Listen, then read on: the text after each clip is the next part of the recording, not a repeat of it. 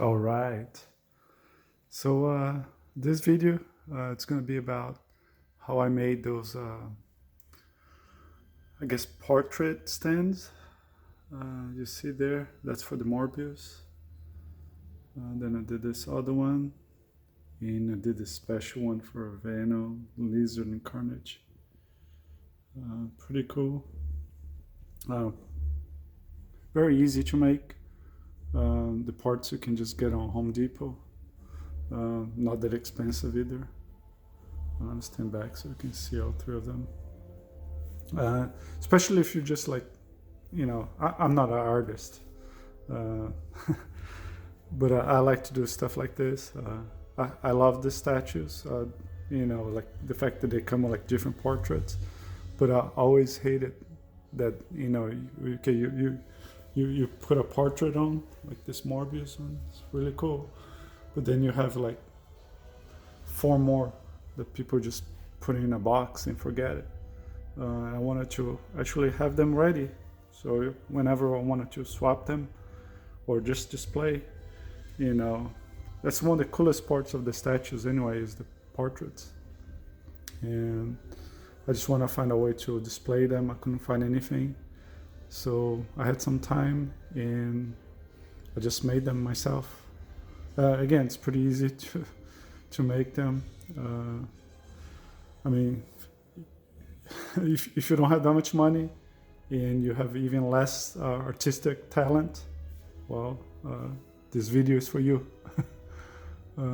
You'll see it's not that hard to make. Probably the hardest part is to create this one, because this one required like a mold, and I'll show you quickly here, for it to go in a magnet on the back. The other ones, you just cut a hole on the foam and that's it, but that one requires some additional work. And like I said, all the materials you can get at Home Depot, and it's very inexpensive. At first, I was planning to do like I did the Scorpion. See this? I made like to look like rocks. And that was the plan here. That's why the texture looks like that. This one, you can see it here. But then when I painted black first, which is my base coat, I kind of liked the way it looked. And I was like, oh, you know what? I don't want the stand to be the highlight. I want the portraits to stand out. So I decided just to keep them black. The only change was the Venom one, that I thought it needed, I don't know, some glossy touches to go with even the Carnage with the black on the statue, on the portrait. And I think it actually ended up looking good like that. Close up.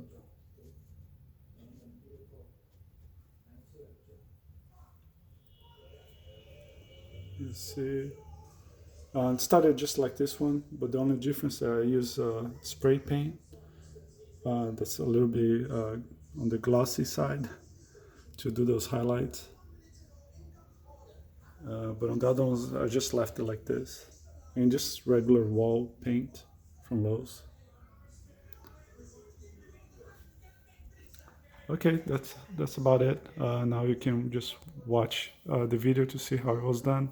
I kind of skip some parts; they're very basic to keep the video kind of short. And I'll add some more pictures at the end of the process. Okay, if you have any questions or comments, just write below. Okay, now just watch to see how it's done. Thank you.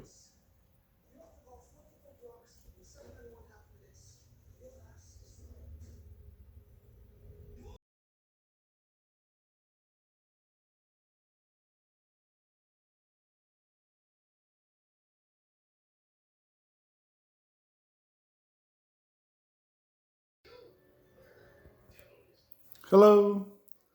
So, okay, this video, I'm just gonna show a little bit how I made the custom, I guess, portrait stands for my statues. I'll show some pictures here throughout the video, and I'll take a few breaks during the process. But I'll show you a quick overview first, what I did. If you've seen my other videos before, I like to use this foam that I got at Home Depot. And this is actually silicone mold. And the reason I did it like that is so, it sits there, better, because as you cut this, you can really get it like in a perfect shape. I'll show you here some they already made. So that's the one I made for Carnage, and I put a magnet under there. So there is a magnet there, but it's behind the silicone. So the header just sits there, and that's the other one. For the other ones, I didn't really have to use the silicone, just because the way it's designed. I just had to cut a hole so it fit around there.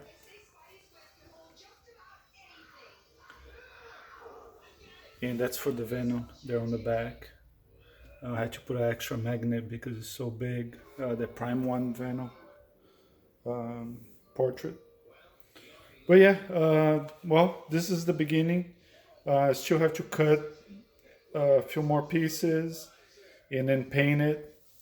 But if you see my video, other videos, this is the same kind of foam that I use for Craven. Once you cut it and you do the texture and the shading and the highlights, it looks kind of like stone or dirt, depending how you paint it. So that's my plan here. So the first part of the plan now was to cut the foam on just a generic shape, like I did it with those two, and then I can just do the way I wanted the texture, like I did with those two here. And the way you do the texture, you just use the knife. Honestly, I'll show you the knives I've been using. Just a sharp knife. I use this one for different kinds of textures, and this for more detailed pieces. And this one, this blade, I use for more like corners. And this one is for the lizard. It's right there. So that's for the lizard. I'm just leaving it here to dry. I'll put the magnets back there. So okay, I'll take a break now. I'm just doing a little bit each day. I still need to go to Lowe's to get the sample paint. I ran out of paint, so I'll go do that, and then I'll continue the video. Okay.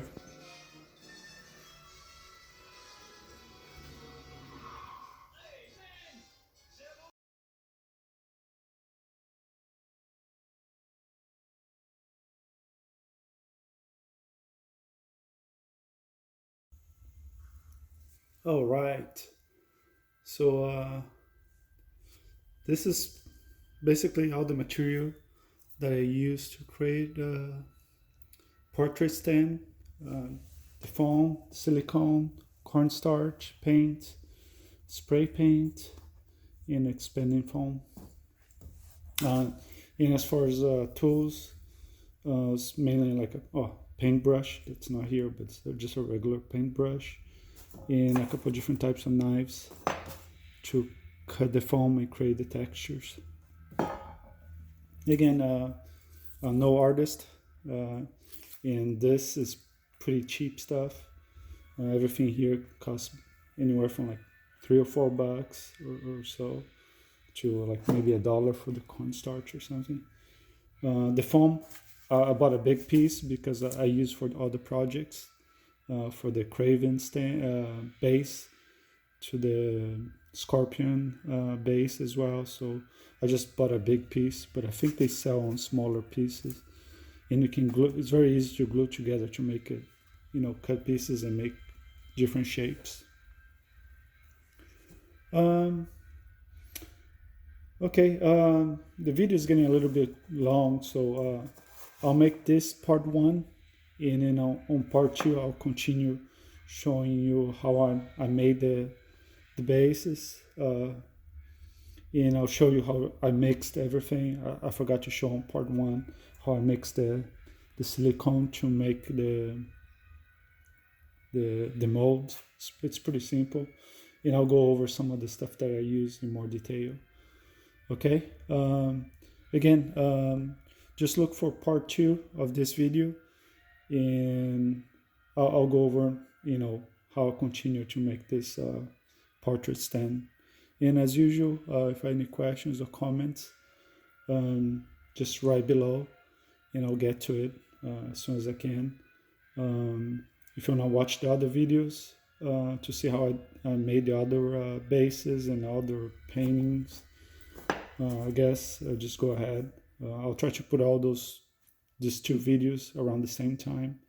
It may take like a few days apart, or maybe a week apart from part one and part two. But yeah, that's it. Thank you, and I'll put some pictures here at the end. Thank you. Bye.